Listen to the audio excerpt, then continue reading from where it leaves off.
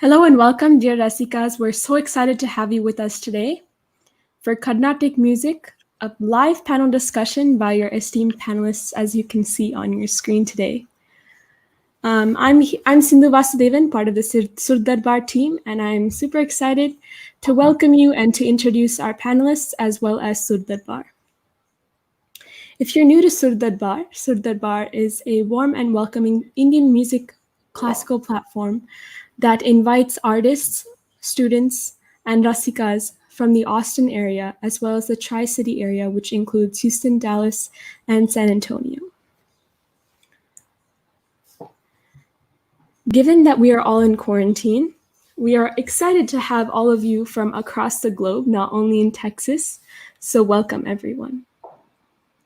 Now, without further ado, I'd like to introduce our esteemed panelists. First, I would like to start with Sri Vivek Sundaraman, who is a disciple of Sangeeta Ratnakara Sri Neveli Santanagopalan. Vivek's musical foundation was laid in Chennai under the tutelage of Sri Sethu Rama Iyer, a disciple of Sri Maduramani Iyer.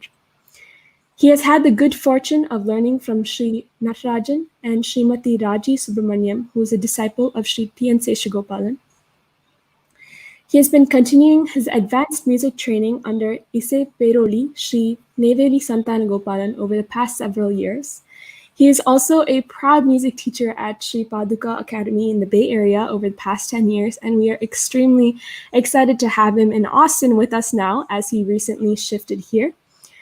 Professionally, he is a hardware engineer, and we are excited to have him. Please welcome Sri Vivek Sundaraman. Next, we have Sri Rohit Damankar.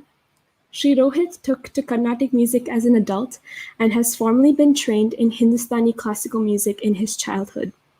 He has been an active member of the Austin Carnatic Music Circle and is the co-founder of Antarnada.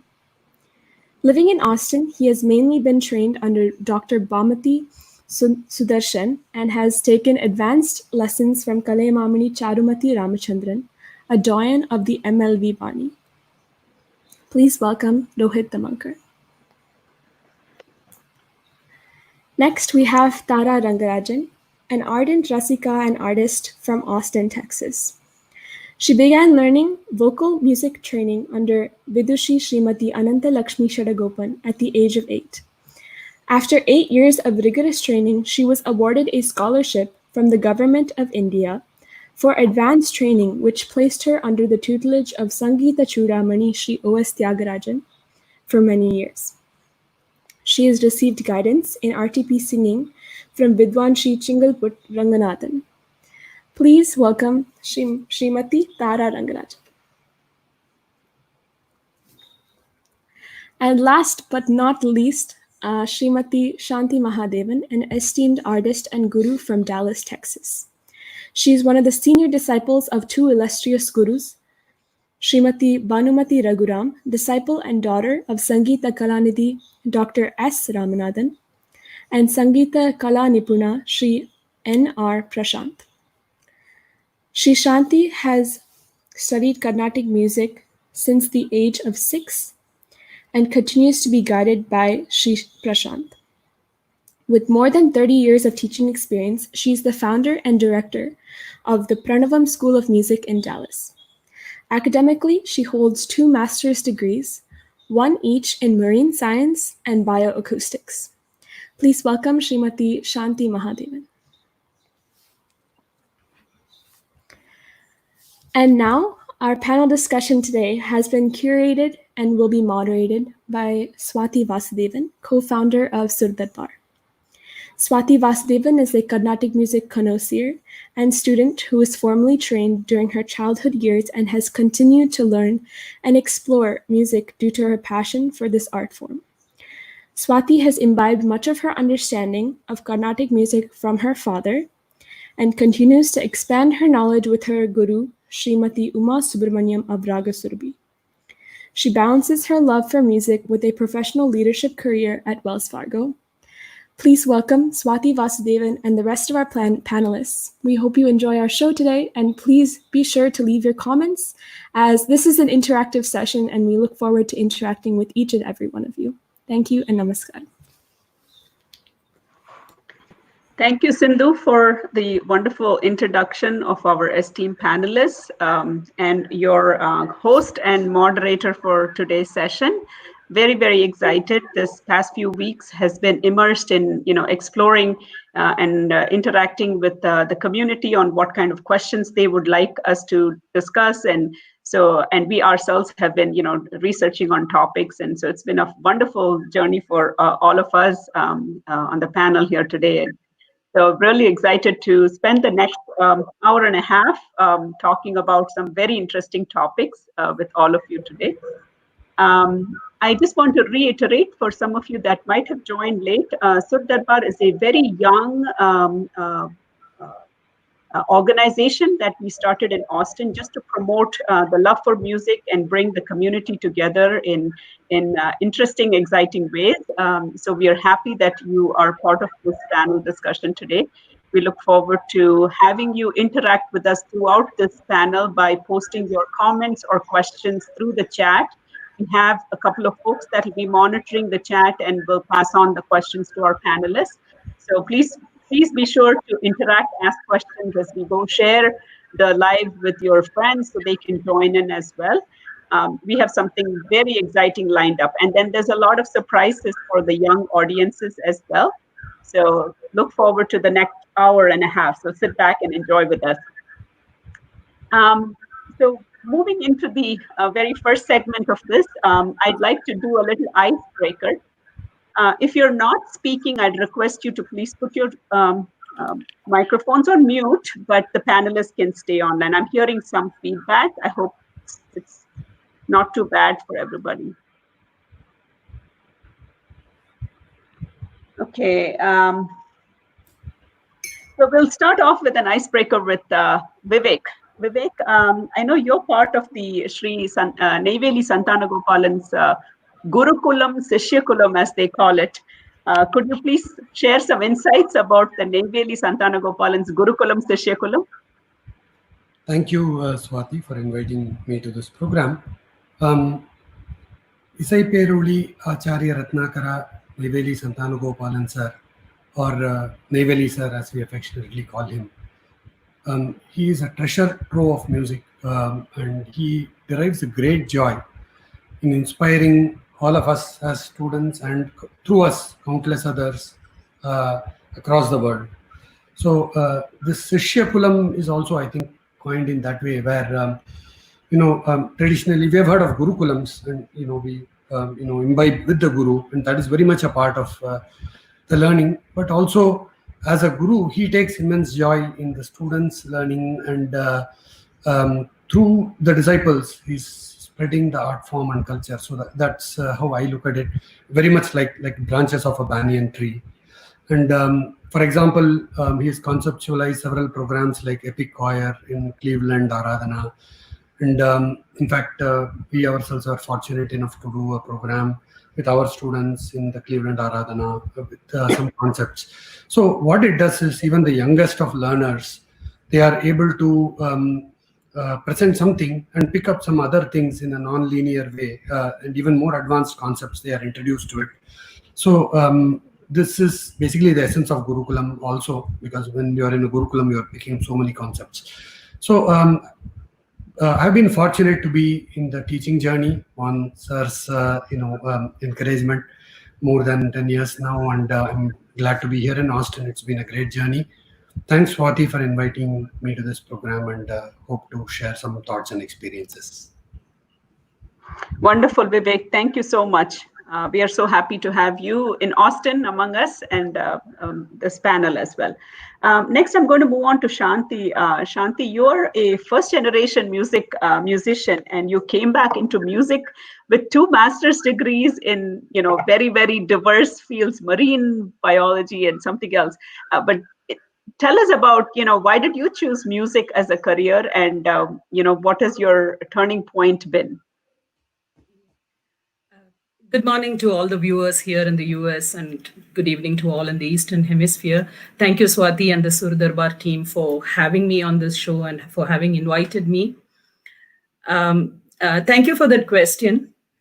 I actually started learning music when I was 5.5 or 6, actually.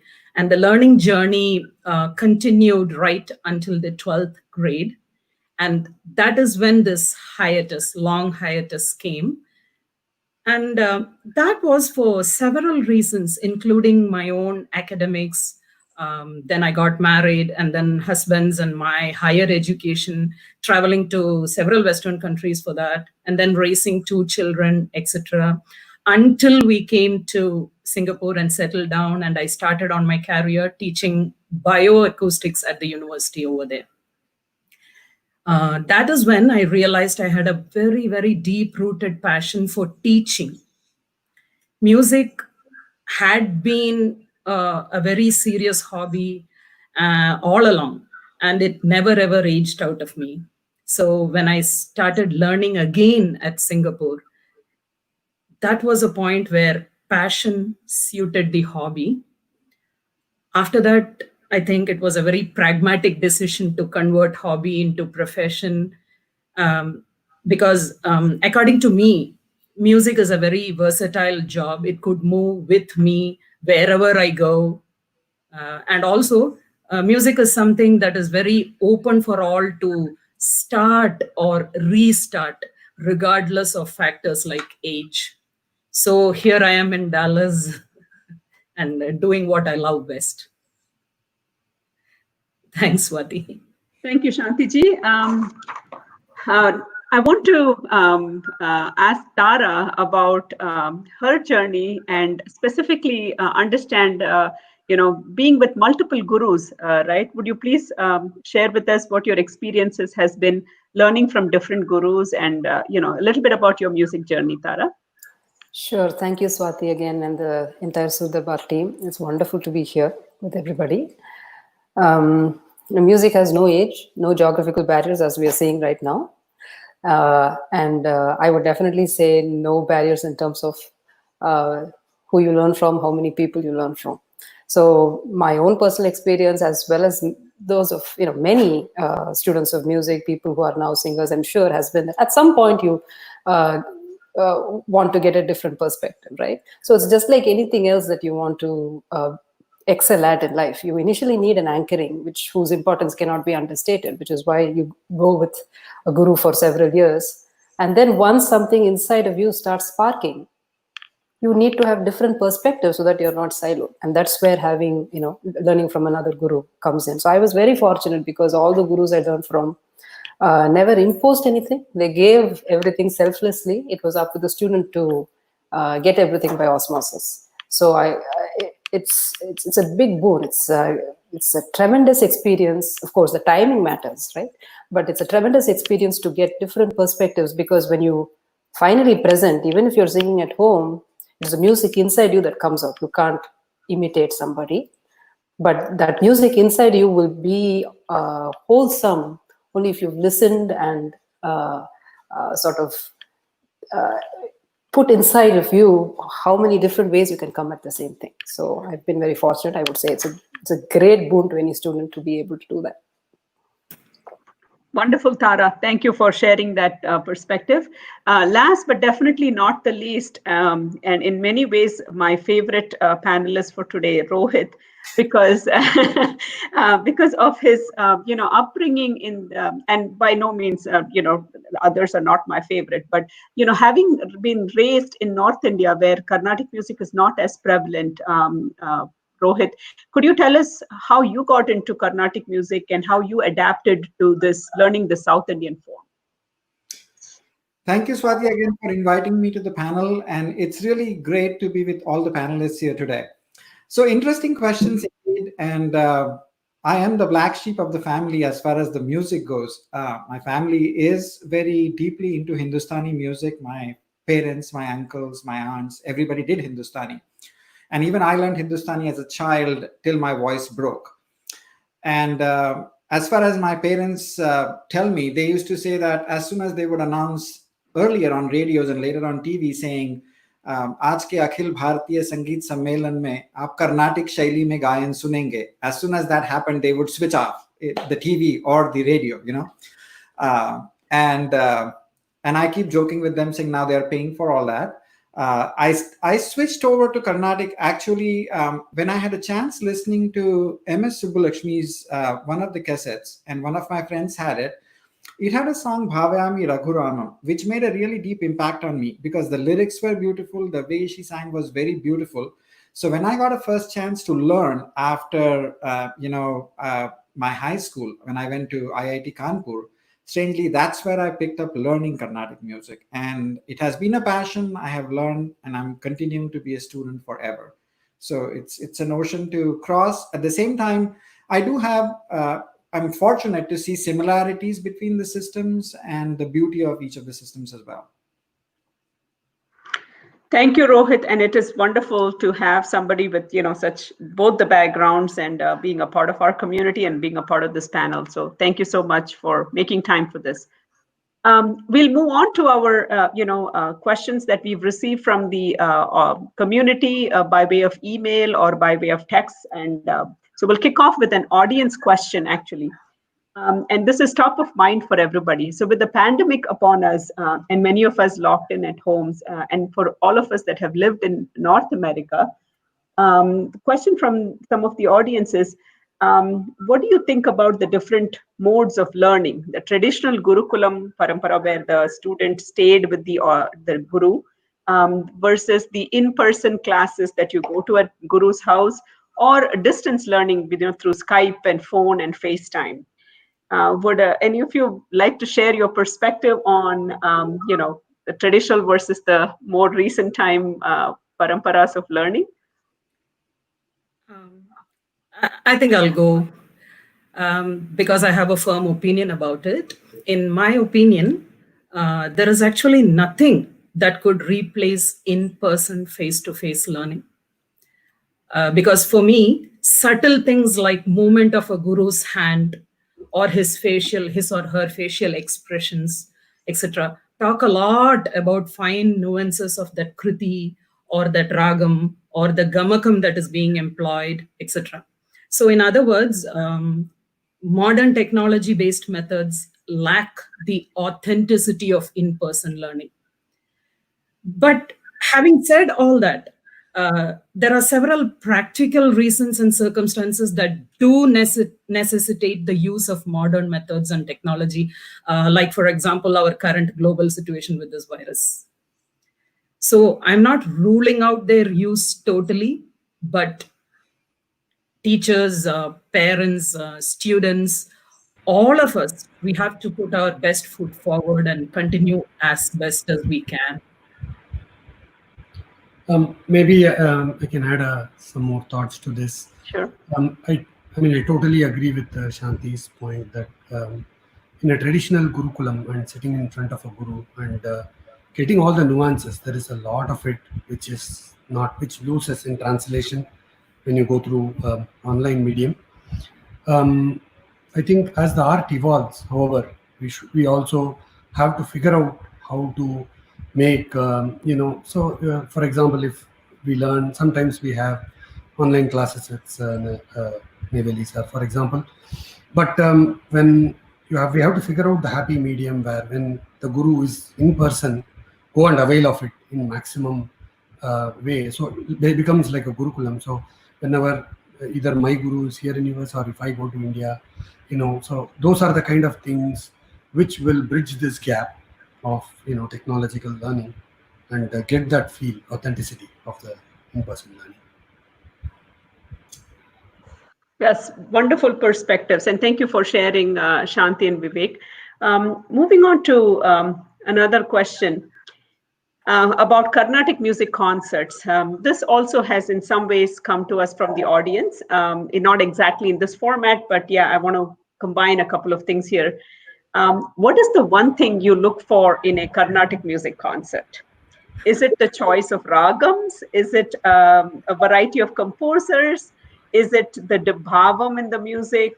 Is it the technicalities, the kanakas, the sangadis, the language of the kritis, the color of their saris, the auditorium? What appeals to all of you in a Carnatic music concert?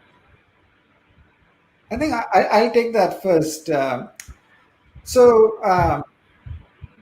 I I think Carnatic music, the way I look at it, it's a beautiful combination of both the Kalpana and the Kalpita Sangita. I mean, this is one music where you have beautiful kritis, beautiful lyrics, lot of depth in the lyrics. So I definitely look for good presentations of compositions in the music as a part of the concert. I mean, there are a lot of other elements, but I do look for that. I do look for people presenting unusual Dikshitar kritis even.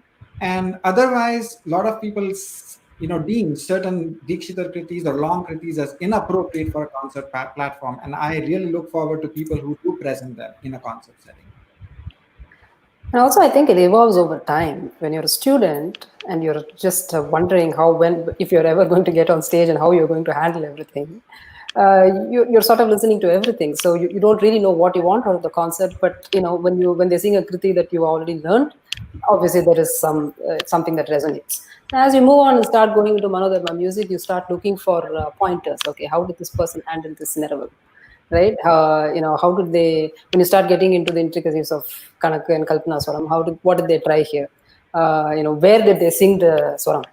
And things like that. And then as you start maturing even more, I think at some point, you don't know what to expect. You know that everybody, when you listen enough, everybody has their certain style. So number one, you're looking for them not being repetitive. So, the usual conundrum of pushing the envelope while not exploding out of the system. Finally, what is the call, right? You come back and say, wow, I didn't expect that. That's pretty much it. Swati, you had several good points.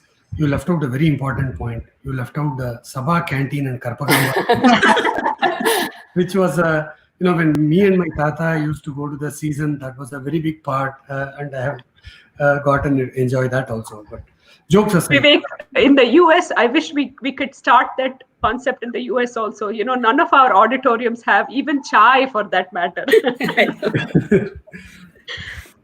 as the panelists pointed out, it's a mixture of Gana, Naya, Desya, all of these aspects, composers, languages, complexity in layam, technicality, bhava, RTPs, and all of these Ragam, Tanam, Pallavi aspects. So whole Carnatic music is made like a khichdi format, if you will. I'll use that analogy. So how well we present this mixture is really the art of the concert platform. And the way I think it is done that way is it can appeal from a youngest learner to somebody who's even a musician who's looking for something else. So that mixture is really something I look for.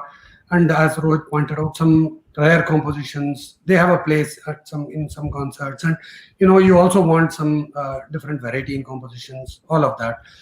Ultimately, it is introspective. In my view, Carnatic music is based on the introspective nature.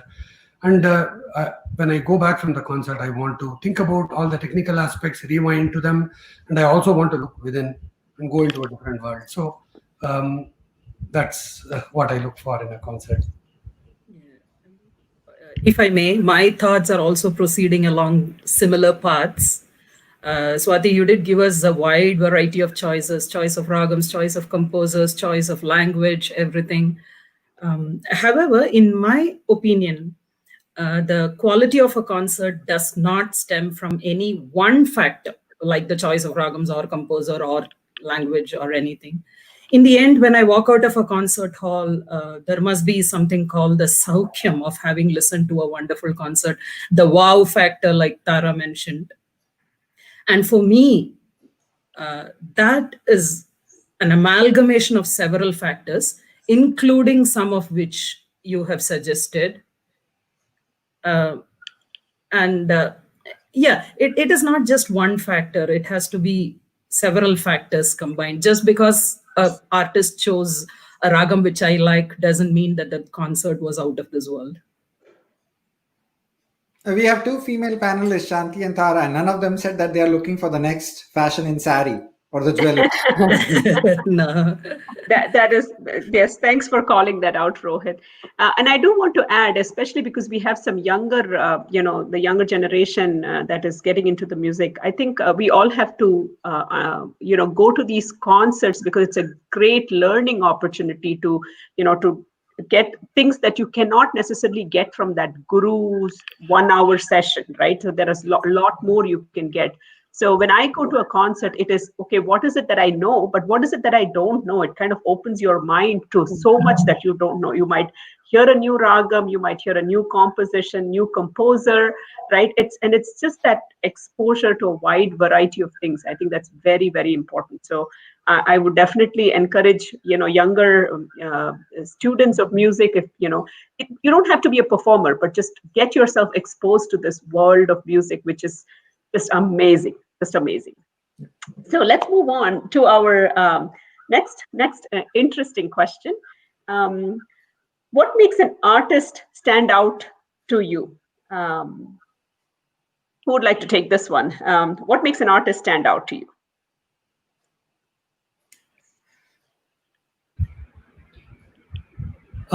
Yeah, maybe I can take a stab.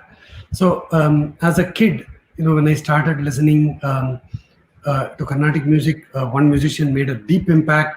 GNB's Sri GNB's music was it made a really big impact as a kid, and all this with his scintillating brikas and all of that, and felicity in handling any ragam. So moving on, I think as even listening and appreciating is an evolution. So I learned to appreciate, the greatness of Madhurmani Iyer, Sarvalagu, and like tambura-like voice, which is legendary, and Semangudi Mama's phenomenal grasp, and even in a single prayogam, he just brings out the bhavam so well. Ramnath Krishnan is a personal favorite. He is such a synthesizing of several Gamaka-oriented facets and such a high expression. And then my Paramaguru, Seshagopalan sir, and is a laya Samrat and his commander that cannot not make an impact. And finally, my Guru Neyveli Santanagopalan sir, and first and foremost, I am his biggest fan, and then his disciple. That's the way I like to think of it. The way he has synthesized all these concepts and in his music, along with the bhavam and expression, that makes me go to a different plane. And what do I look for in an artist? This blend of all of these technicalities, along with bhavam and introspection.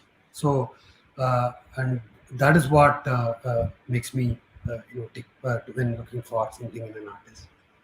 Now, I definitely agree with Vivek on a lot of those counts. And as he said, one thing that even listening is an evolution. So when you first start listening something over the years, there's an evolution. And actually, I think artists go through similar evolution too. You can see them that whatever they were rendering 10 years back and now, there is a difference for whatever evolution they have gone through as well.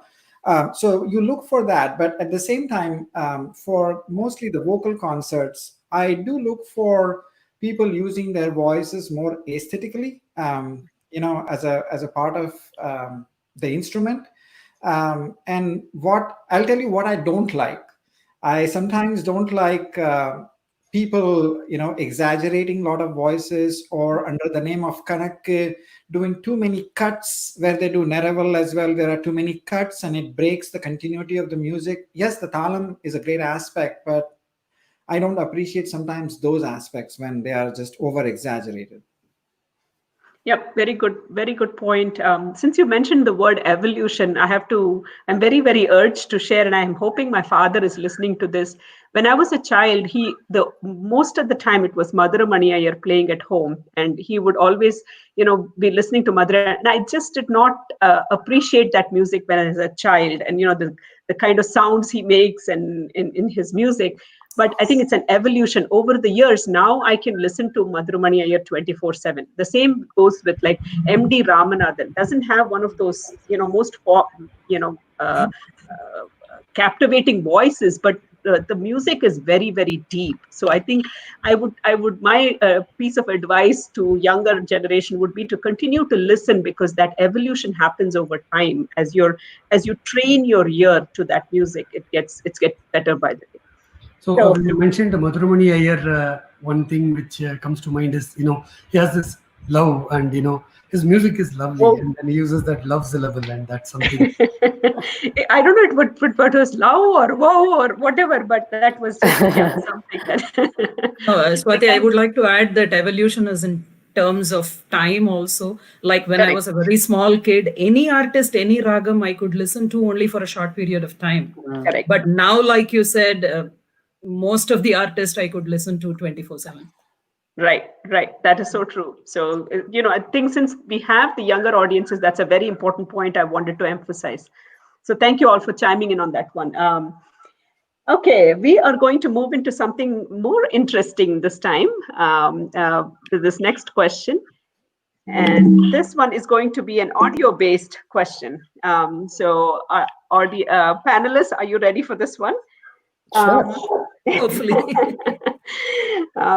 Okay, I am going to play a few clips of the same kriti performed by different artists. Okay, and I would like for you to share what you think or what stands out for you out of these. Okay, so here goes. And if the audio is not very clear, I will make sure to replay it if required. But these are very short clips.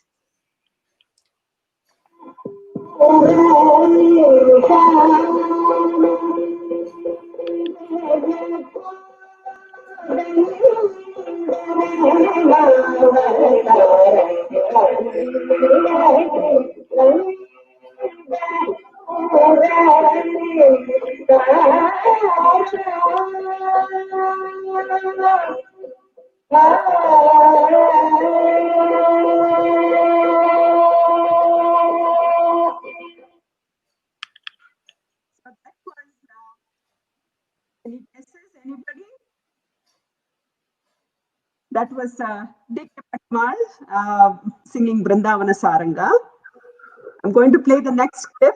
And this is your audience, your opportunity to guess for the younger audiences especially. So here's the next one.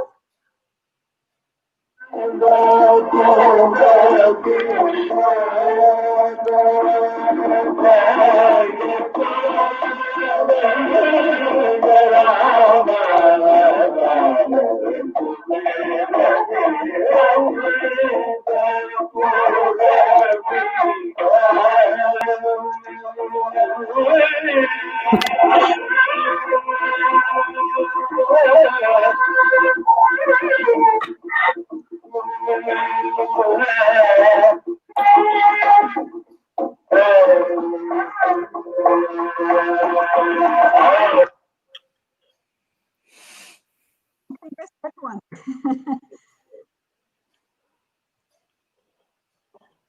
That was Madhurumani Iyer, of course. And if my father is watching this, he would be ecstatic because he is the diehard Madhurumani Iyer fan. Here's our next one.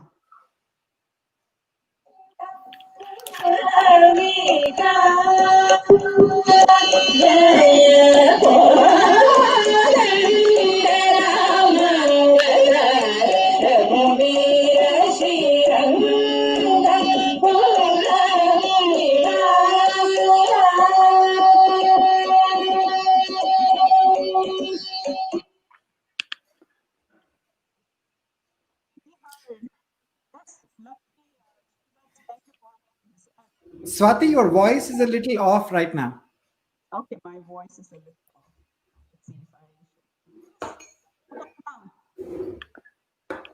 Let's see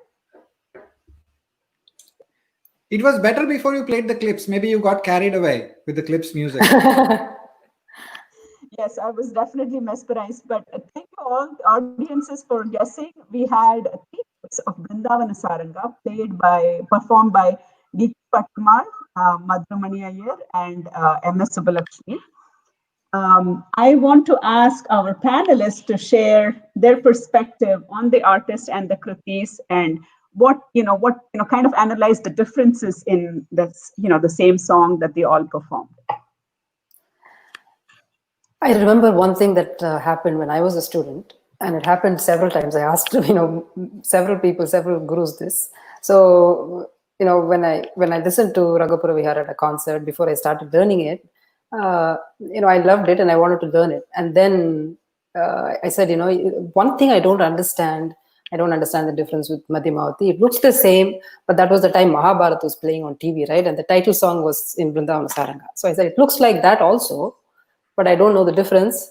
And I don't know how to. It looks like a slow paced song. So is there no briha allowed? I don't get it was confusing. So, and then, they exposed me to, most people would have listened to all 3 clips, I think, over time.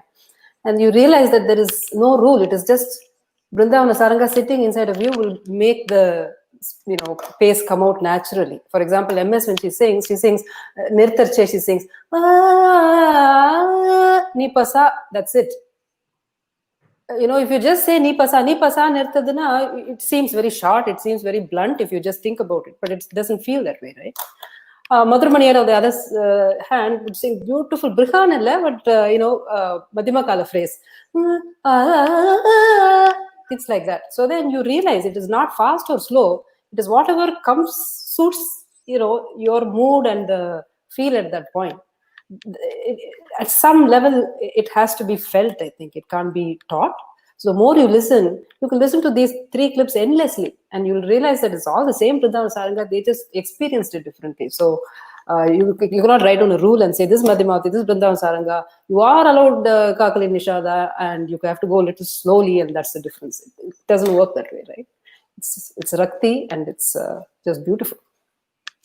Also, I think to add to Tara, the mood and the feeling that it evokes in the audience when I listen to these kritis, like for example, MS's, typically even this rendition, when she starts with that rung, there's a ring to her voice. That note just has a fantastic ring.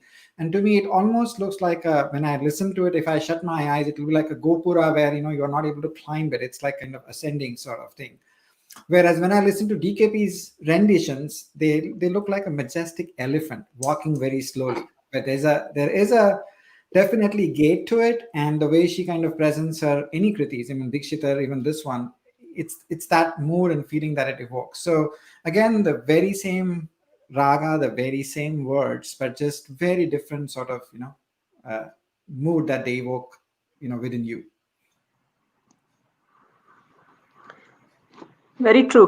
I was just making sure the audio was okay. Rohit and Tara, thank you so much for adding your perspective on that. And we have quite a few of the audiences, guessing and also commenting and asking questions about additional, perspectives. So we'll move on to our next. But hope all of you enjoyed those beautiful renditions of the same kriti, and so fulfilling when you hear it from whichever artist. Again, and there's so much to get from those different yesteryear artists. So moving on to our next question, could any of you share, or all of you share, one raga or one kriti or one musician that brings a special feeling, a special mood, a special memory for all of you, and it could be a special sentiment, right? So, but can you share just something? Kind of like a rapid fire question. Is it for me first, Swati? Sure, Shanti, you can go first. You're the first child there. No, you've given me a lot of choices again: mood, memory, sentiment. I think I'll go for a memory. If I were to recall, I always had this anxiety about the ragam called Ranjani. I don't know why. I still don't know why I was anxious then. Then came this occasion of my daughter's Arangetram. She was very fond of this ragam, and in her Arangetram concert, she did want to do at least one item with improvisations in this ragam. With my anxiety about the ragam, I did try to dissuade her a lot and persuade her to choose some other ragam instead, but she did not relent, and finally we did include it in our list. She was very happy listening, singing, practicing, and all that. Up until that point, I had not listened to any other ragam for these many hours on end at length, the way I listened to Ranjani, because she chose that. After that, the anxiety has almost disappeared. And so that ragam brings back a beautiful memory of how my daughter made me fall in love with that ragam. So that's one of the things that came Yep, wonderful. quickly to me. Yep. Anybody else? And just a quick raga or a kriti, or just we'll move on to a next question. Well, Mukhari for me personally. Mukhari. Rohit, didn't we learn a kriti on Mukhari recently? Yes. That was so beautiful. From Bhamati Mami. Yes. Vivek, Tara, would you like to share as well? For me, the Neelambari Ragam and Amba Neelayadakshi, and I spent countless hours learning all the subtle intricacies in the Sangadis, the rendition by Paramaguru Chegagopalan sir. It's just legendary and beyond compare. So that's special to me. We're not ready for Neelambari quite yet, Vivek, so hold on to that. Tara? Very difficult to choose, but Takkan Keta Shamaguri Mama Sakivandeshwari, because I learned the kriti and I thought, okay, if I have to sing it, that's it. I just have to sing it slowly with a very stoic feeling. And then I listened to his rendition. He sings Riga Riga Gama Gama Papa Da Sapa. And I'm like, oh, idella panna mudiyuma. I know it's. It just took me to a different. Realize how much I didn't know, right? So. With Rohit's answer, because he said Mukhari, I'm reminded of that Uttukad Kriti, where Uttukad says Krishna goes and pinches the neighboring, the lady in the neighborhood, and when she starts crying out of pain, oh, idandi Mukhari. Something, I don't remember the exact word, something to the tune of Aduthatha ponna killi vittu avalon alumbodu idandi Mukhari. Well, I hope that people are not crying out after they listen to my Mukhari. Thanks for adding that humor, Shanti, to, that's fun, because I know my father always has wonderful anecdotes he shares about ragams and, kritis and his own lyrics too. So it's wonderful. But speaking of Ranjani, it was very interesting to listen to Bombay Jayashree's Austin concert, the last Austin concert. She actually sang a Pallavi in Ranjani, and, who would think? I actually love that ragam. So, and I'm actually very, very big fan of Bombay Jayashree. So I wrote to her about a week before the Austin concert. I said, any chance you can include Ranjani in your concert this time? And I didn't expect her to make that the main piece, right? So Ranjani can be quite explosive. I mean, depending on the artist. And it doesn't have to be as scary. It's one of my favorite ragams too. So wonderful. Let's move on. So we have an audience question based on the previous question that we had. So I'm going to ask, somebody has asked, I think it's Ranjani Mohan, what is your take on improvisation in terms of Sangadis instead of sticking on to the original Padantaram? I'm not reading exactly, but yeah, what is your take on Sangadis versus, sticking to the original Padantaram? Rohit, do you want to take this one? Sure. Well, I think in terms of, we were talking about Mukhari, and we learned Kriti in Mukhari Swati recently, right? Together. And there is, that there is an unusual Mukhari phrase in that Kriti, Mohajala. And in that kind of, environment, so you want to preserve that phrase going forward. It's an unusual phrase. It doesn't fit with potentially the grammar that's publicized. Now, not all schools may sing that phrase, but you want to keep that phrase going forward because it did come through valid hands. It was not like somebody just invented it for sake of it. So it has gone through a lot of rigorous, handovers down the generation. And so in general, I would like to preserve the original, whatever you learn from your guru as the Sangati. You can improvise extra Sangatis if you like. If you want to create some briga effects or some explosive effects, add that, extra ones, but do not temper with what you have learned because they do preserve some of these elements. And it's not just for Carnatic music in a sense. Even in Hindustani, they call something as cheese. And there are a lot of people who will not share their cheese with others because it's a very school special. and it has all the raga kind of phrases embedded into it, and it's passed on, like orally, from guru to the shishya. So, and we have that at least a freedom to learn and as from any style, and we need to preserve that going forward.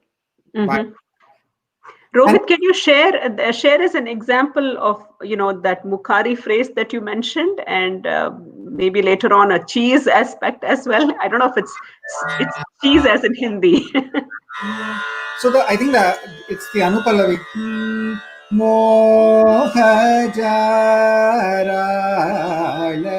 keshi paradhava mohajara keshi paradhava.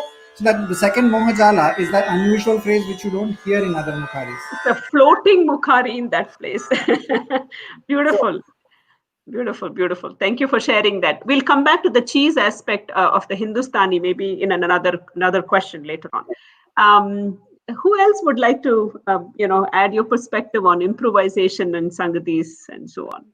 Maybe I will go, because at this point I really cannot decide if I agree with Rohit or disagree with Rohit. Because I very much agree with him when he said that it's better we leave the Pathantaram as it is. I disagreed at that point where he thought we could add Briga improvements or explosive improvements and things like that.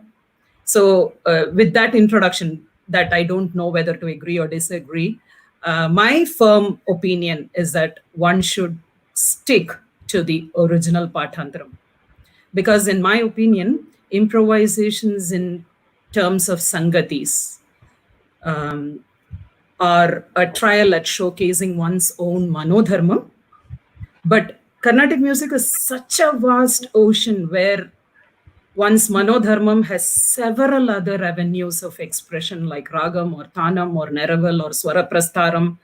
So in my concerts, I would include songs, kritis, just as I learned from my guru. Another simple example, if I may say what I meant by this sticking on to the Pathantaram or anything is, as all of us know, Utsava Sampradaya kritis or Divyanama kritis, they all have several paragraphs, right? Mm-hmm. But not all the paragraphs are sung at all the points of time. We choose to sing certain ones. But usually what do you end up selecting? You end up selecting what your guru always sang. And he would usually sing what his guru sang, right? We stick to the paragraphs that we learned from him, although we might be able to sing other paragraphs in similar tunes. So for me, I wouldn't change the Pathantaram one bit. All my manodharmam expressions can come out in other avenues. Yeah, just to be clear, what I was saying was sing your Pathanthara Sangatis, but if you just feel really compelled to add, then add more. Not like change the Sangatis with extra things, but So do I actually agree with you or disagree with you? Agreement. As the moderator, I'm going to say this panel is not about agreement or disagreement. It is about sharing our perspectives. I know. But I'm going to add a small addition to your perspectives, very small with your permission, panelists, is that if as a violinist or a vocalist, if your instrument cannot replicate that Padhantaram, right, in the right way, I would say leave it. Don't try to mess it up. That is one advice or one request I have, because like what Rohit sang with that Mukhari, I know when we were learning it, some of us couldn't get that breezy feel to it. So if you can't actually work on it, right? And if you can't get it, I would say leave it, because you don't want to mess it up. You don't want the Mukhari to sound like something else. So that is definitely something we have to keep in mind. So, okay. There is some questions from the audiences and some comments about Mukhari being their favorite ragam. There are a few questions we are going to get to. Prakash, Geeta, Ranjini, Mohan, Shubha, we're going to get to some of your questions because it's part of our planned questions. So just hang on tight to that. Okay, we'll move on to the next planned question. We'll come back to that because I know we will be covering some of those questions. This next one, wow. It also came to us through the audiences by email. So I want to give preference to the audiences who sent us questions ahead of time, right? How important is it for Carnatic music students to learn layam? Or how important is layam in general in Carnatic music? Let's see. Shall I pick on Vivek for this one? Sure. Layam as a word itself is tricky. So, layam is not just the beats and the talam. People usually confuse that. It's the rhythm. The closest English word I can say is rhythm, and even that doesn't do full justice.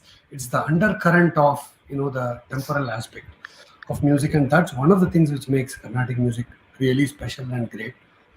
So in our Patantaram, Seshagopalan sir, Neveli sir, layam is inseparable aspect of the singing itself. For a learner, the thing is, as a layam, for a young kid, even like their name, like some kid, they may have a name. So my son is Shashwat or Vasudha. My daughter is Vasudha. So I teach her in the suls like Takatam. So on the suls, the introduction of musical numbers, we don't think in 1, 2, 3, 4, 5. Musicians will think in ta, taka, takita, takatimi, takatakita. That's inbuilt in our so that elements and basics if introduced. So later you don't for a learner they don't have to be scared of this mammoth aspect of Carnatic music. So it's along with the way they are learning at the right appropriate stage, introduce small concepts one by one.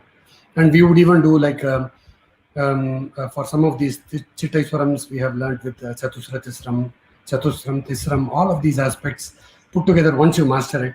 So it's how much ever you can take at that time and then you can build on it later. So it has to come along with the learning. That's our belief.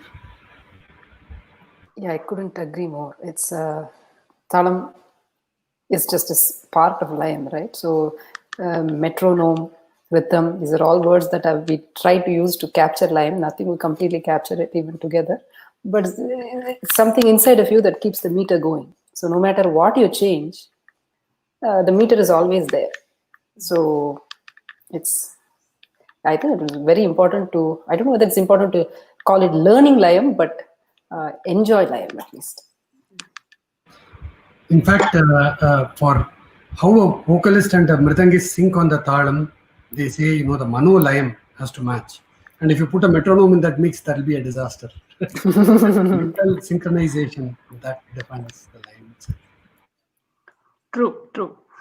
So thank you, Vivek and Tara. We'll take an audience question here, I think, and I kind of match it to the question that we had in mind as well. So question around the audience is inclusion of these non-traditional type of music into Carnatic music, right? We have abhangs, bhajans, Hindustani ragas, and some folk, mixtures to it. As Prakash has pointed out, and I don't want to mention any names of artists because the idea of the panel is to keep it very unbiased. But I would like to hear the panelists' perspective on the inclusion of abhangs, bhajans, Hindustani ragas, folk music, and I would refrain from using the word fusion because that takes us into a completely different world. So let's stick with Carnatic music and inclusion of some of this in Carnatic music. Who would like to take that one? I'll go last on that one. Okay. So why don't I pick on Shanti then, just for variety? Okay. You were asking about inclusion of abhangs, bhajans, etc. into Carnatic. Okay.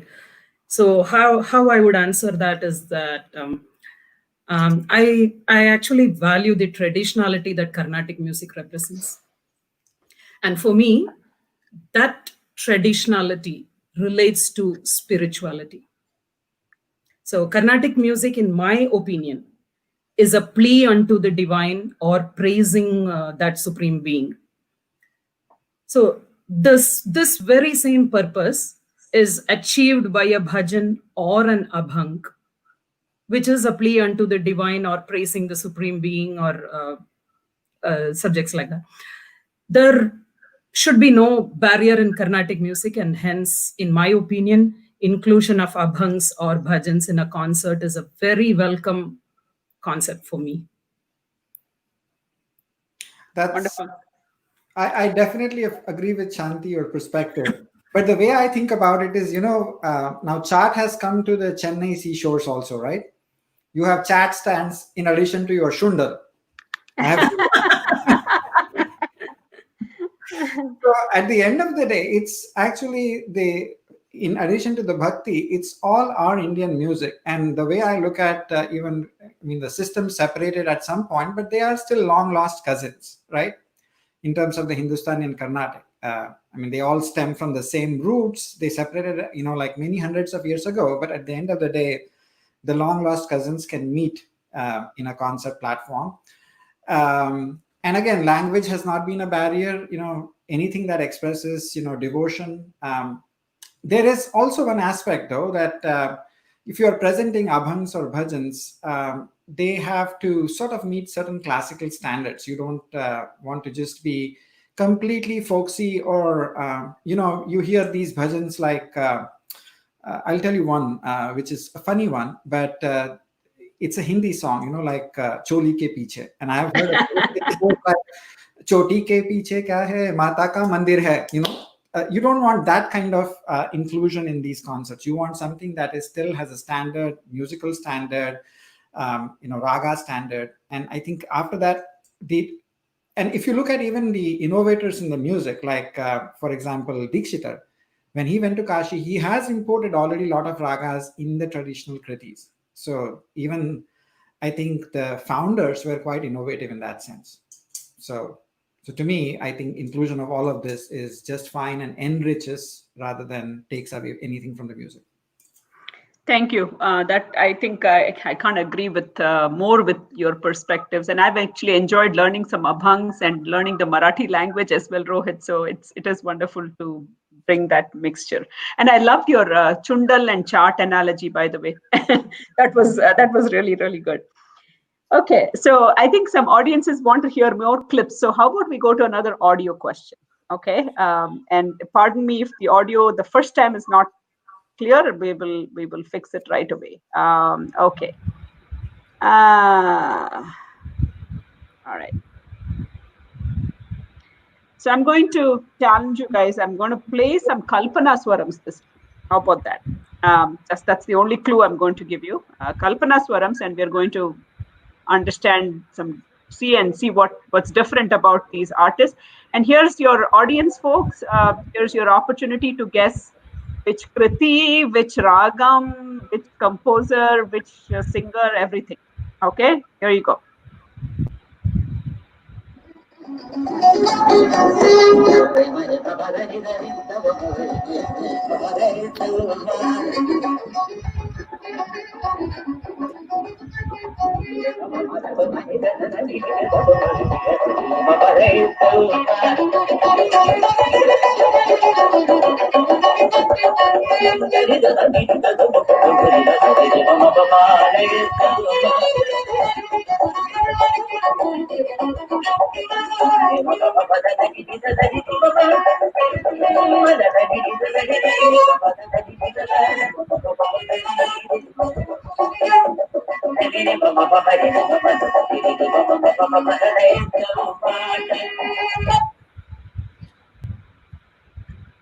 So any guesses? I'm sure audience must have guessed by now.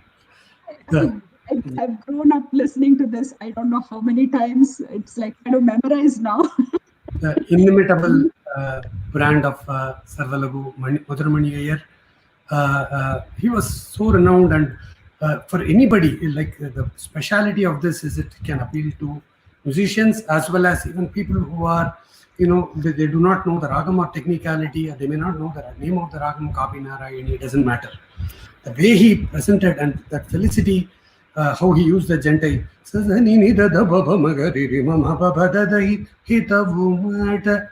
So he could do this as even as a main piece, and so that was something phenomenal in the Sarvalagu. We can only think of Madhurmani Iyer. So we'll move to the next clip.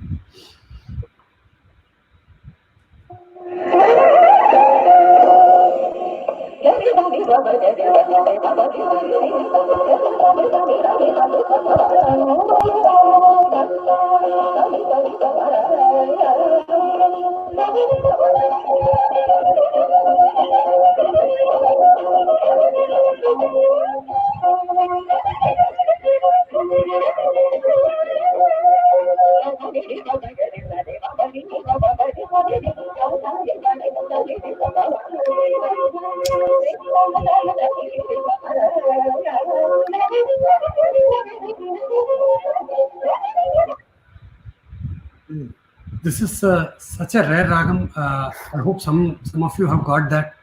It is a RTP, Ragam Tanam Pallavi, in the ragam Manirangu. And this is inimitable Vimal Vasanta Kumari Amma. And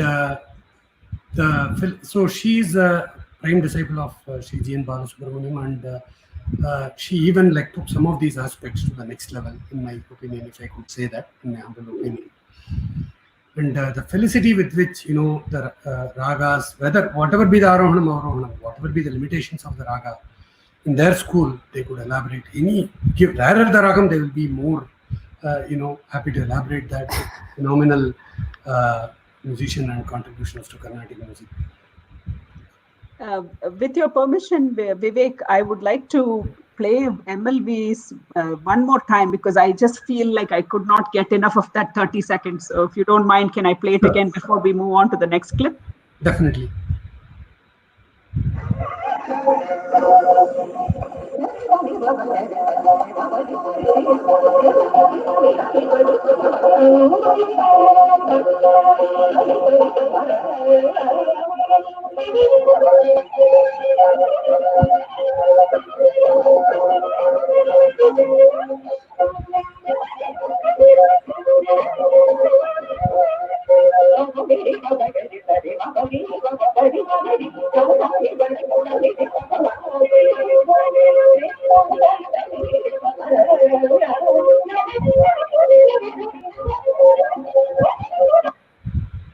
And all of this is totally impromptu. This is not fully, pre or prior ideas. Impromptu in any challenging raga. I mean, MLV and GNB or Tanjavur Kalyanaram, they are just unbeatable. Yeah, it totally makes you flat, I think, because first of all, she chose something that everybody recognizes, Mama Patabrama. Adayu, Mr. Chapalo said Panni, but she made the Edipu so challenging, right?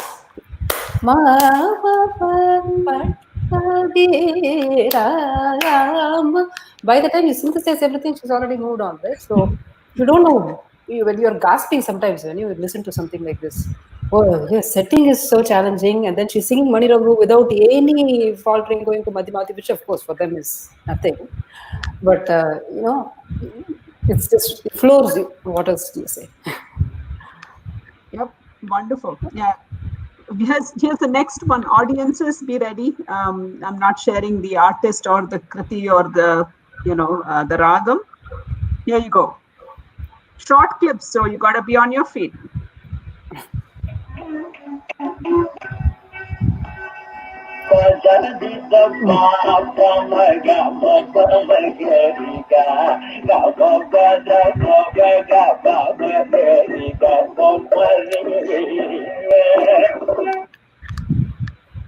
So, can you guess? Before Vivek gives it out, I mean, come on, this is.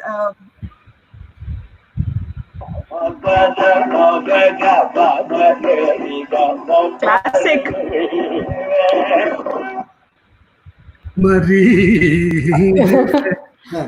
So Nungudi Mama has inspired so many people. His second speed swaras, I mean, it's very well renowned how he can do the Vattai swarams, but the first speed, this is the 1970 airport concert. Phenomenal how he brings out the bhavam in that first speed is just something beyond compare. And even there are more in this where he can stretch that ragam, the boundary, add an aspect which you never thought was possible, and bring that extra element. And in his voice and presentation, then you believe that, oh, that was always there, and how come I did not know that? Yeah. Can we listen to one little more of Shemangudi Mama? Yes, please. Maybe the second speed. Yes, okay.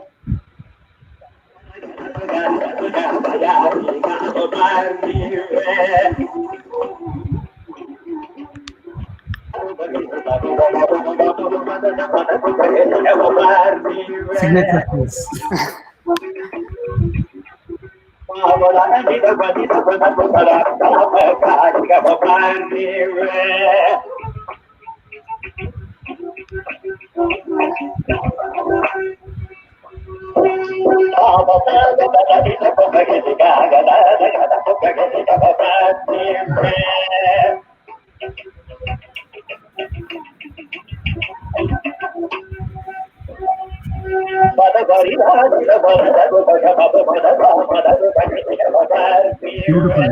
Beautiful use of Vadi Samvadi. So in Semangudi Mama in second speed, you listen to the first of all the Nadaswaram influence, the Jante usage is so beautiful. And then the Vadi Samvadi is so beautiful here. I chose that couple of swarams. I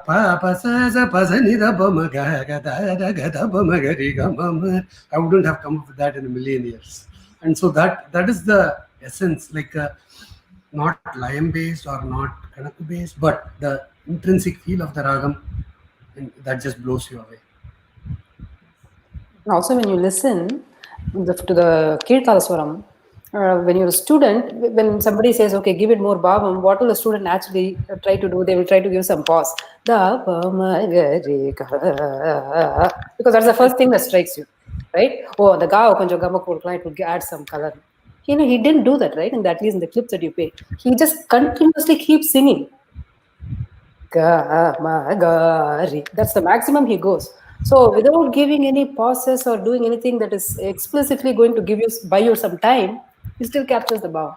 And in the end, he gave the Mari. Oh. Yes, wonderful, wonderful. We're going to listen to another artist here, and audiences, we are enjoying listening to you seeing your responses. So keep them coming, and everybody guessed the violinist, right? Vivek, do you want to speak a little bit about the 1970 airport concert and why it was called the airport concert? Yeah, it's I think Kalgudi Jayaraman Mama and Shankaran Mama. That one is a gold. I mean, that concert is gold. If you have not listened to, please listen to that one. And I think the premises is right next to an airport. So right in between in fact, he finishes the Sarvalagu Kirkalam in Ananda Bhairavi, and then there is an airplane sound. And he's just so distracted. Then in the end, he says, in the middle, he had to stop at some points, and he says, he had to leave because I think the flight was delayed at the fag end of the concert. And in this concert, Shankaran Mama's anticipation is just breathtaking. So it's something to. I was listening to this clip to get this clip for this program, and then I just got lost in this concert for 3 hours straight, and I dropped my work also. So it's a phenomenal concert. That's the advantage of working from home these days. So for those of you that haven't listened to the airport concert, highly recommend Shangudi's concert. Go back. There is Hariharaputam, Inamani Vamsha, Marubalka. Yep. And I also have heard this reference of this concert being Tirchi Shankaran's concert accompanied by Shemangudi Baba. Because he was at his peak in that performance. Yeah, by the way, is this the concert where he says "Avalku konja uttulame" when he hears the planes? Correct. Exactly that concert. Okay, moving on to the next one. Audiences, be ready. Some more interesting Kalpana Swarams coming here.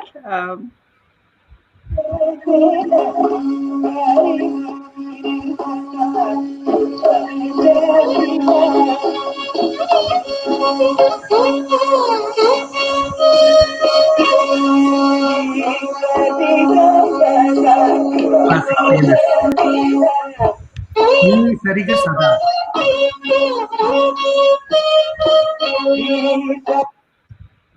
The first speed, you must have noticed the clever word play also. Ni Sariga Sada Sariga in a good way. Sariga Sada Kripa Jesina. So the Swaraksharam aspect of it is very much intertwined. That's a beautiful launch into the Kalpana Swara. Shall we give out who that was for the audience if they TNS, and I'm going to play another clip for us to listen. Longer one.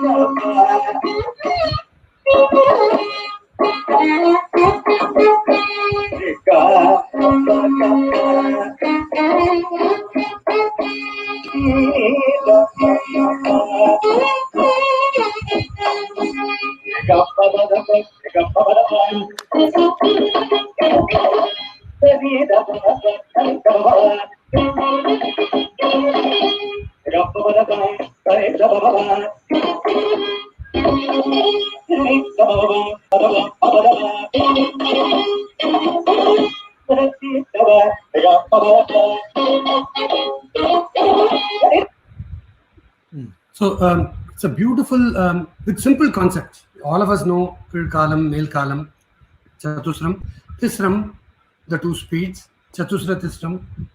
Just with these building blocks, this Korapa has been built in. The beauty is not in the choice of those columns, but the way it is juxtaposed.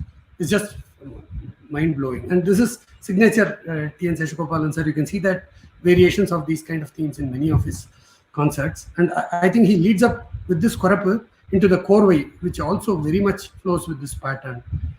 Why don't we listen to the Korvai? Korvai also, yes. Yeah.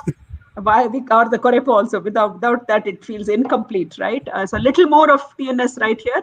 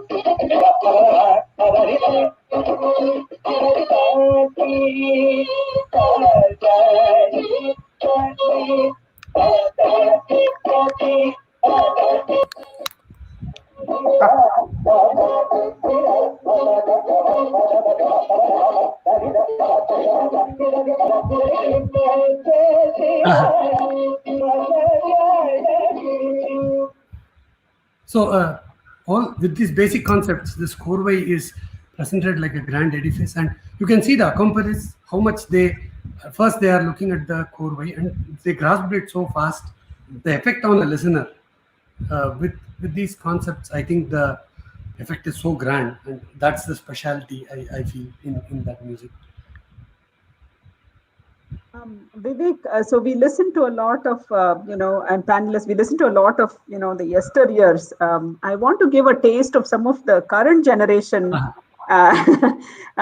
performers as well. There are some really good ones. I mean, I know we don't have time to listen to a lot. Maybe we should just do a listening session like this, an analysis. But I want to play a couple of clips of the current generation. And so, folks, here, be ready for another option. Yes, opportunity.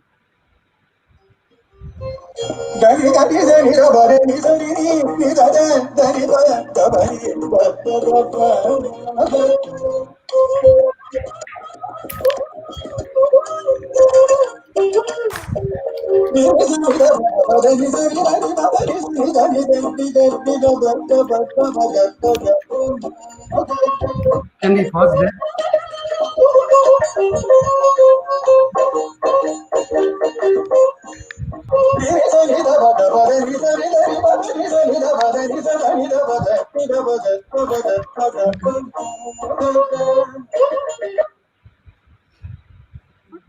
Yeah. So this is not Sandeep Narayan, like many people have tried to guess. Yes, Malaya Marutham is right. I'm not giving away the artist name yet, but Vivek, let's hear from you on the analysis of the Kalpana Swaram, and then we'll get the artist. Yes, some history. I think Professor T.R. Subramaniam, TRS as we affectionately call, he had this inimitable Kanaka, and that became legendary for all. Like all of us have learned this and in different ways. So Reza, kari paga mano paga paga. That karpaga is woven into the pagapa, and the way Bharat, the artist, presented, you gave it away, of course.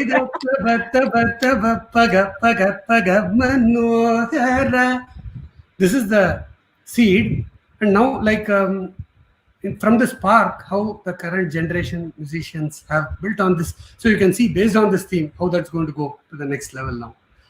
We'll listen to one more clip there.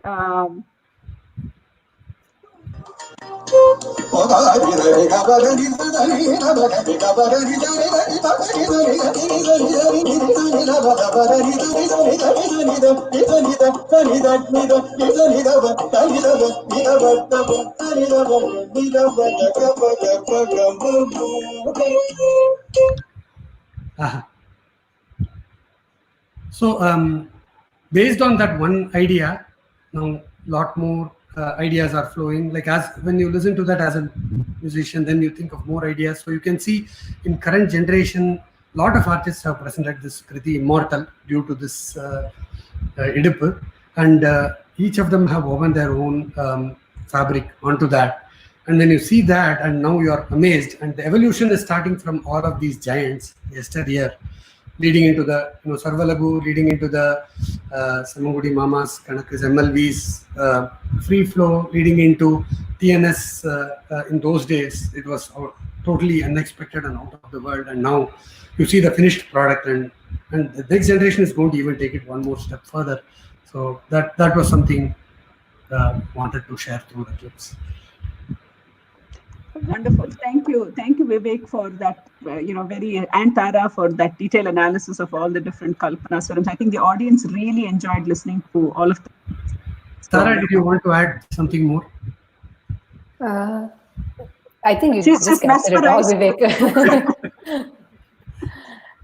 Yeah, I think it just grows on you. It's like very much like reading, getting started on, I don't know, Agatha Christie or something. You read one, then you start reading more, then you start to guess who the person who did it is, right? So slowly, when you start understanding, you start anticipating. That's why it's so challenging. Right? What are they going to do next? Yep. So we are in the last almost coming to the 10-minute mark on this, and want to try to wrap up on time. So I'm going to take us into another very interesting question that we had wanted to share with the audiences here. So I'm going to ask each of you to highlight a musician of yesteryears, someone that perhaps is not as popular to the younger generation, probably because there are not as many clippings on YouTube, or just not as popular. But they have contributed in a million ways to the Carnatic music scene. Can each of you speak to one or two of them, or as we can go through that. Let's start with Vivek. Okay. For me, through the musical evolution, I wasn't even aware when I was growing up of these legendary musicians. Brindama and Muttama, coming from the legendary, Veena Dhanammal Parampara, and then Brinda actually learned a little bit from Kanchivaram Naina Pillai as well. So it is synthesization of this Gamakam based Bani from the Veena, as well as the fireworks and laya rhythmic aspects. All of it is put together in a very great way, and the subtle usage of gamakas, anuswaras, and the voice modulation. That I think is the key. And they are very well known for their padams and javalis, but their contributions is way more than that. It has influenced several banis, in my opinion. They have a great place in the Carnatic music pantheon. Maybe I'll just sing this one line, favorite of mine, from their Padandram to illustrate this. Just give me a minute. Tyagaraja Namaste in Begada. Many of you might have heard this. Tyagaraja Namaste Katyayani Pate Pashupate Simhasana Pate Tyagaraja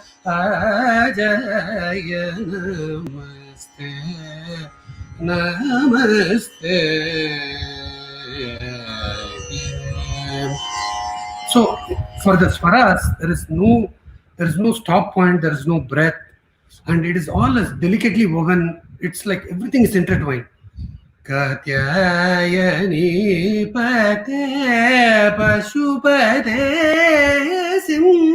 Simhasana, like a river. It's flowing like a river, and every one of their renditions has so much weight and ghanam behind it. And if you haven't listened to them, I encourage you to take a listen. Thank you, Vivek. We will move on to Rohit. Rohit, do you want to share who you want to highlight today? Yes, one of the singers, again, he was not as famous potentially in his times, and I don't think a lot of youngsters would have heard him, is Volati Venkateshwarulu from Andhra Pradesh. And Volati... There you go. Fantastic musician, great. To me, I mean, the way he sang the ragas and the way he kind of, just like what Vivek was pointing out with Brinda Mukta and even Volati, when they just land on the Panchama and the Shadja, and you are just, mesmerized by the purity of some of the notes, as well as, of course, he could do a lot of fast passages as well, with keeping with absolute shruti of those notes. You can just get goosebumps listening to some of his renditions. And as you can see in the background, you see his inspirations were both Aryakudi as well as Bade Ghulam Ali Khan. So I have listened to some of his Hindustani raga renditions as well, which are very beautiful, in addition to, of course, doing complete justice to any of the Carnatic ragas with their gamakas. I mean, things like Dhanyasi or Mukhari. And again, he was unfortunately not very popular, but very, very great musician. Now, I of course cannot sing like you, but what I would like to show you is just a very small sample of something that I even learned as a 7-year-old. It's Raga Kafi, which is equivalent in scale to Kararapriya, but how you kind of can do the bridge sort of between the two systems, and it's not very different in that sense.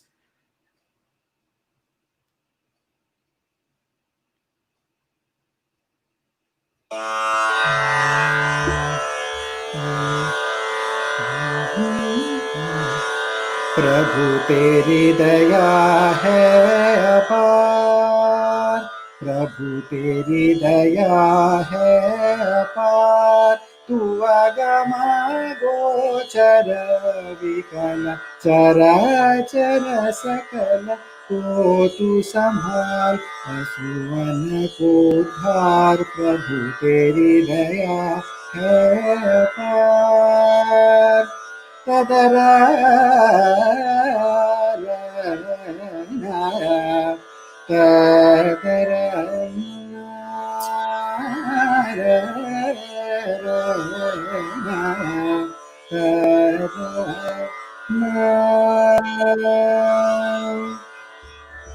So as you can see, you can intertwine the things, you can make the best use of both sides of the house.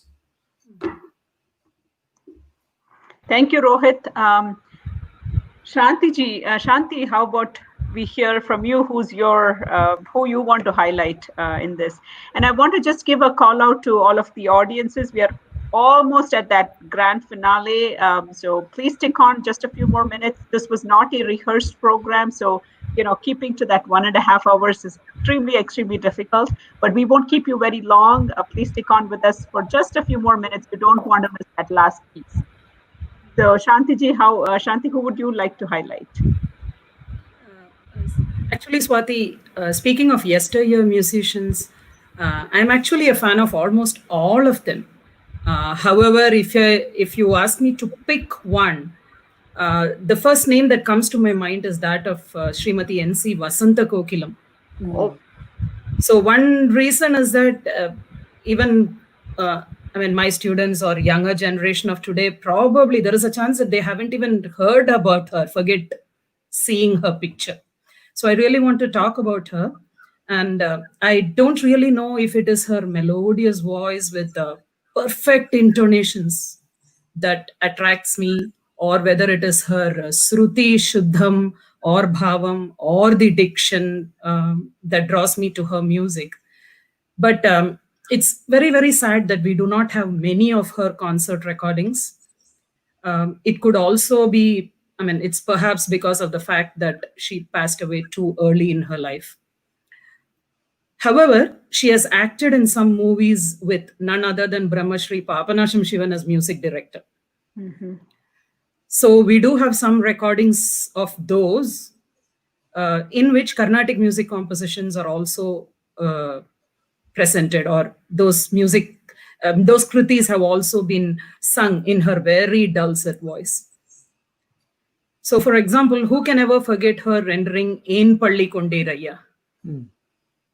So, so what I want to talk to the audience, especially the very young children of today starting to learn music, listen to all yesteryear musicians as much as you can. Yep. Can't agree more with you on that one, because the kind of music those days, and then those are available to us. It was not available to us when we were all growing up as much as easily. So definitely, balance and listen to a lot of older generation singers. Last but not the least, I know Tara has a bomb waiting for us. Tara, who would you like to highlight for us today? Listen to all of your talk is very difficult to choose. Every time you highlight somebody, it seems like, oh, wonderful, what wonderful music they presented. So I just want to say one thing. When I heard Vivek singing, many of us have listened to Tyagaraja Namaste, right? Many people sing it like Jaya Namaste. The signature Sagariga or whereas Vivek sing it Namaste Sari. Normally Sari, when you sing, you will think Shankarabharana, right? That's where it leads. But that Sari is not signature baked up, but you don't feel it, right? It's so beautiful. Beautifully over there. Very special.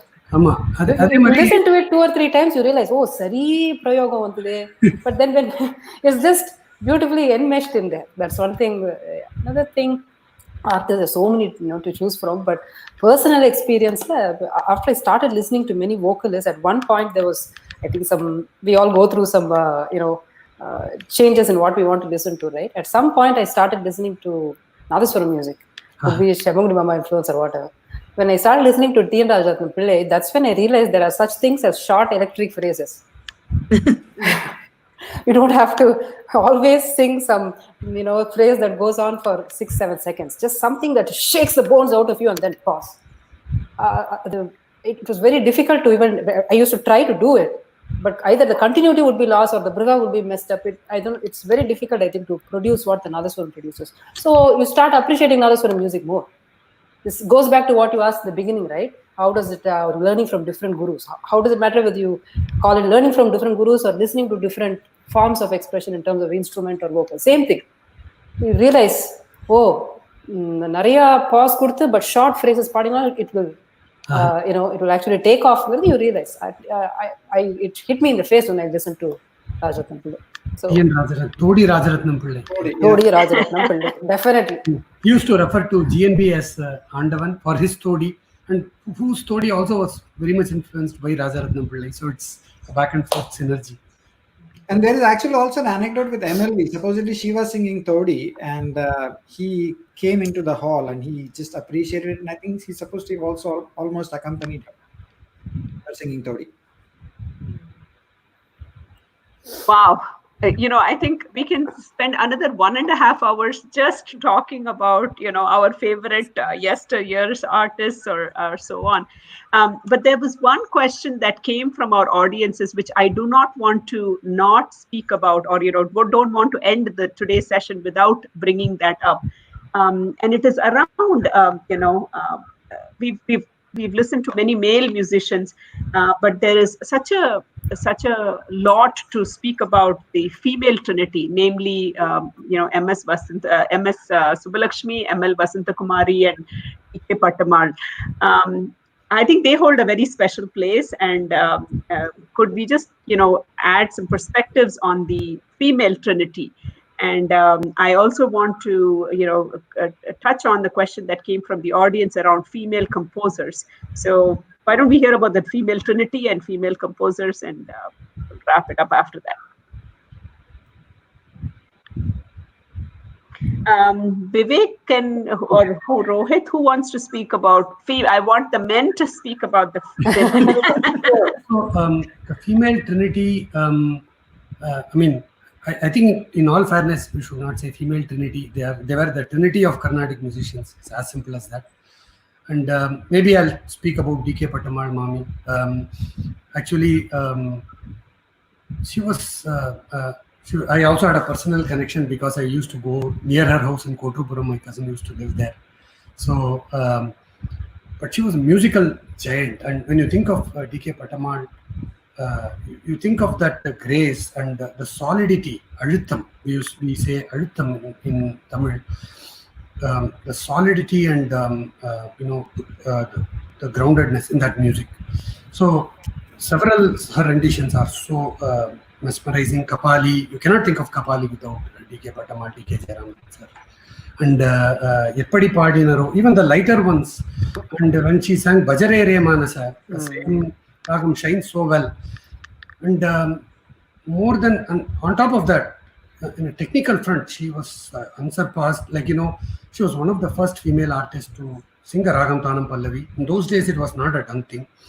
Not for want of abilities, but with all the social thing at that time, when she started singing RTPs and all of that in a music platform, it inspired several musicians, female musicians today, and it's indelible impact in Carnatic music, I feel. Yeah, I will talk a little bit about MLV, a very personal favorite among the Trinity. And I think it's one of my life's regret that I never attended a concert of her live. I like her that much. Her voice has a ring, there's a huge melody. But more importantly, I think in terms of D.K. Pattamal started for female singing Pallavis, but I think MLV was the one who really took another notch forward in that Pallavi singing. And I think MLV used to render Pallavis in not only uncommon talas, but also, with 4 kalas or chatur kala Pallavis she has rendered, which are awesome. I have also read about anecdotes where somebody asked her to do like a Sankirna Nadai Pallavi while going to the concert in the car. And supposedly she composed the Pallavi and she told the violinist, be ready for it now since you asked for it on the stage.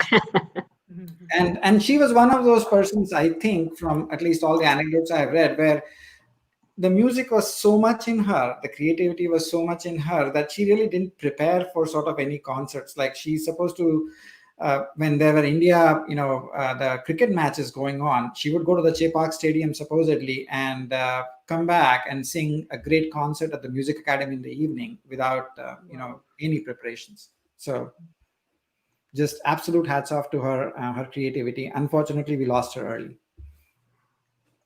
Yes, not to mention, MS Subbalakshmi Amma, has, I think, taken Carnatic music to each and every Indian home, no matter what, whether it be through her Vishnu Sahasranamam or Lalita Sahasranamam, right? I think we owe it to her, because we're all talking about Carnatic music to in a live community because of how much she popularized it.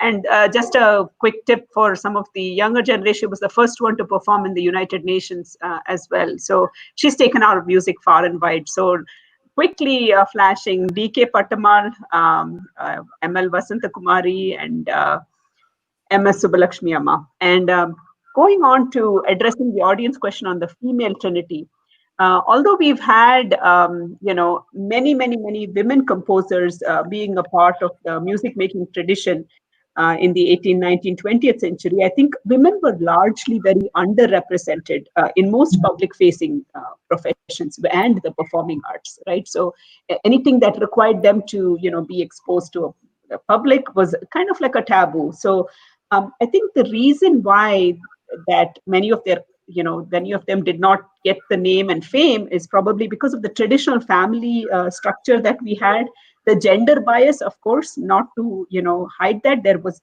and it still exists today, and the social structure of social rigor that those women lived in those days. So I think that is probably what contributed to the female composers not being as popular, and their compositions not becoming so popular as well.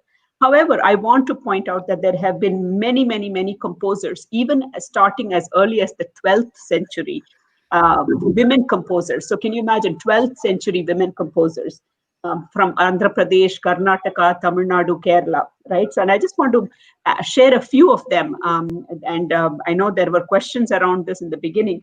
Many of you know about Andal, of course, her composition, the Tirupavai, sung in many concerts, Carnatic music concerts today. Another one somebody mentioned in the comments is Ambujam Krishna, and many concerts have at least one Ambujam Krishna composition today. Some of the lesser known or lesser sung composers are Kalyani Vardarajan, Raji Narayanan. Please go and you can find information online about these people. In the in the interest of time, I'm not elaborating. But Kalyani Vardarajan, Raji Narayanan is also a dancer. And if you did not know, D.K. Pattamal, as well as her daughter-in-law Lalita Shivakumar, have composed many songs, many kritis, and their family and their legendary singers have been singing those kritis. Another one I want to highlight for many of this generation, somebody who's still alive and has composed over 1,000 kritis. And this happened, it's a very interesting story if you have not heard about this, is Mangalam Ganapati. She is somebody that did not have a formal training in Carnatic music, but somewhere around the age of 60, she, kind of got this, enlightenment, and over a period of 3.5 years, she has composed over 1,000 kritis in 4 or 5 languages, and she only knows Tamil.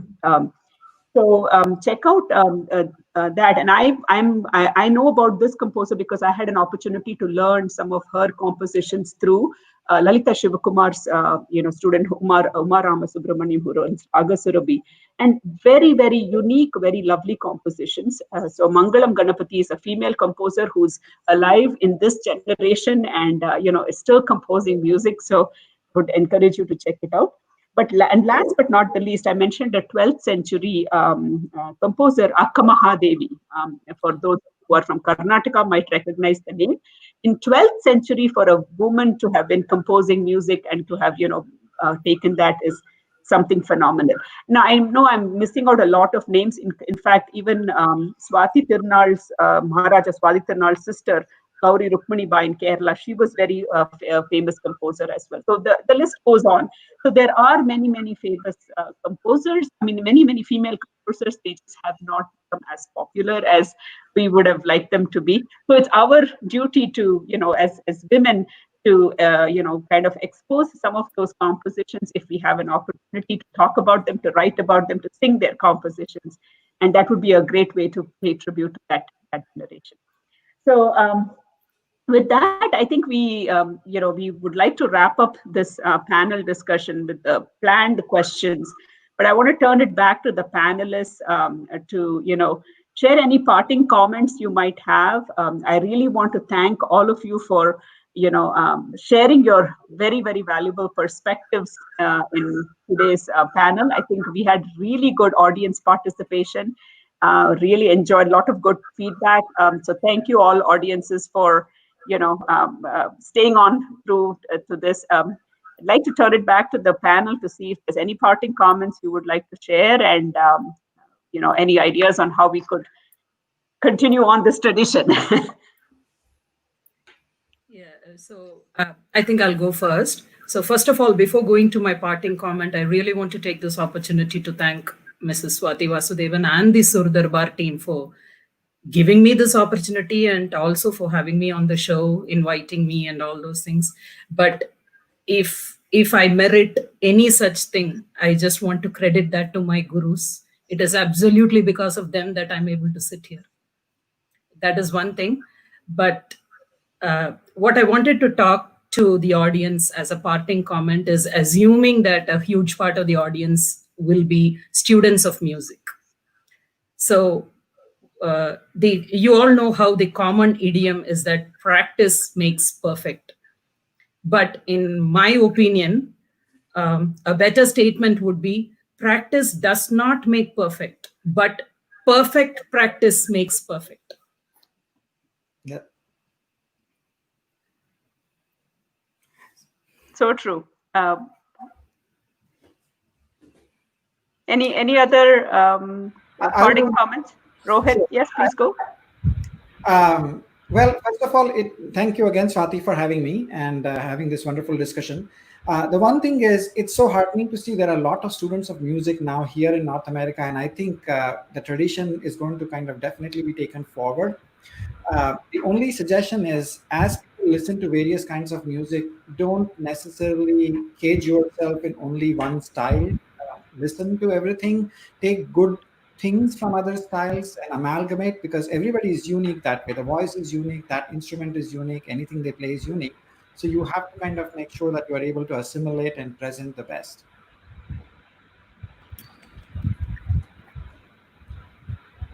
So thanks Surdarbar, Swati and Surdarbar team for inviting me. It's my pleasure to be here, and thanks to all of my gurus. One thing I would like to mention as a parting comment, this was an advice from my guru, and I have tried to follow that as much as I can. Rasikatvam, if there is one thing we need as a musician, that is Rasikatvam, the aspect of being a Rasika first and then a musician. Correct. And, because all we are like mirrors reflecting the light, which what we absorb. I mean, some of it we are reflecting, and so that is very critical. So more we imbibe, then we have more to give. So that's one thing. And for the next generation, I just want to say, like as Rohit pointed, a lot of people are taking up this music in North America and different parts of the world. To me, this music is like a jewel box which my guru has given, or his guru gave him that jewel box, or with some hidden jewels. You don't open that. That key comes later in life. You have that key somewhere. Mm-hmm. And when you get that key, it comes, you find out all these things about our culture, about our tradition, parampara, all of that. So do not lose that jewel box. There is a lot of it inside it. So please, and I am very hopeful what they are accomplishing. Its future is in good hands. So with that, I would like to thank all of you. Thank you, Vivek. You've all just said it completely for me. So yeah, thanks for the opportunity. It's wonderful. music is very much an introspective experience, but you also need that 5% or whatever, however you want to quantify it, where you are bouncing off ideas, right? So this sort of thing really helps, where you're playing clips, each one identifies something different. That's it's a very integral part of growing up in terms of listening and being a rasika. And I think today's youngsters have very little to be told them explicitly. They are extremely precautious. They are very hardworking. So I think it's very hopeful. In fact, when I look at the children learning instruments over Skype, etc., being a vocalist, I can't pretend to understand how they do it. The fingering technique, etc. Right? You have to have tremendous commitment to observing power, etc., to be able to absorb all that and then present it in your own style. And one other thing that people used to say to people of my generation who were growing up is listen a lot, practice a lot, but one day before the concert, forget everything. Watch a cricket match.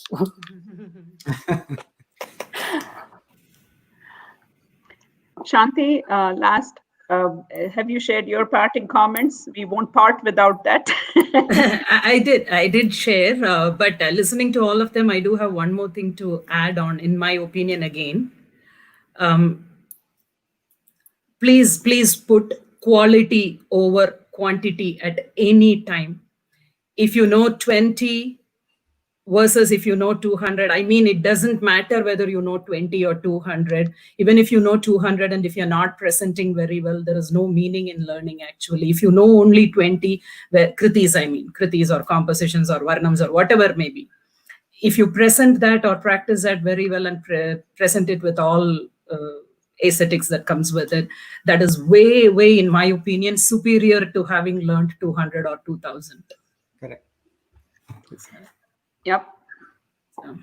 So I think with that, we have a few minutes over, and audiences, thank you for sticking on with us. I'd like to say thank you to many people that have helped, have participated in this panel by sending us questions ahead of time, by, being on the chats. Thank you all very much. On behalf of the Sur Darbar team, I also want to give a call out to all of the youngsters in the Texas community, right? If you'd like to be involved in activities like this, please reach out to Sur Darbar, surdarbar.austin@gmail.com. You can message us through Facebook as well. So I want to, add Sindhu back into the panel. She has been a huge help in, getting this organized, and this has been something she's been very passionate about herself. So I think there is opportunities like these for others. So it doesn't have to be that you have to be a singer, right? If you want to, volunteer your time to activities relating to music, this is a fantastic forum. So I invite any of you, and you don't have to be a youngster. You can be, somebody that's passionate about music. This is our way to give back to the music community. This is our way to bring the music community together, right? Especially these pandemic times. So please reach out if you're interested. And actually, Sur Darbar is now truly going global, even though we are, we started off as a Texas organization. We have a lot of interest from, outside Texas as well. So if you're interested, please reach out. We would love to have you a part of our family. And thanks everyone for staying on. Panelists, thank you so much for sharing the valuable insights so freely and so, in a fun way as well. So I hope you all enjoyed it. We would love to hear any feedback you might have about the program, about future, activities that you do. Please reach out and have a wonderful Sunday for those of you who are here in the US. So we still have a Sunday left. And those of you in India, good night. Thank you for sticking on. One thing, Swati, sorry if I can quickly interject. Yes. This is a live session, I know, but will the recording be posted somewhere now or in future? Thank you for asking that, Tara. This session is available permanently on Sur Darbar's live stream, both on Facebook and YouTube. The same link that you clicked to come and watch it, you can go back and click it. You can definitely put it on your favorites and listen to it any number of times and share it as well. Because I think for those that could not attend today, definitely go back and listen to it. I think some of the clips, some of the wonderful insights that the panelists shared is gems, really. And So if you'd thank like to connect with any of the panelists, just reach out to us and we'd be happy to connect you with them. I know 1.5 hours is not a lot of time for them to share all of their insights, and they all have a lot more knowledge that they'd be happy to share with you. So if you would like to connect with them further, please let us know and reach out to us on our email or Facebook or any other social media platform, and we'd be happy to connect you all. Thank you. Thank you so much to all my co-panelists also. I did mention Mrs. Swati and Surdarbar team and listeners and all, but my co-panelists, they have also been, how do I phrase this? Just super colleagues. So Thank you. Same Fun sentiment. thank you team. so much. Fun team. Yes, fun team. So thank you. Thank you all. Have a good Sunday and wash hands, wear your masks, stay Yes. safe, stay indoors. We are still not out of it, but we will be. There is light at the end of the tunnel. Have a wonderful day. Bye. Bye. Thank you so much.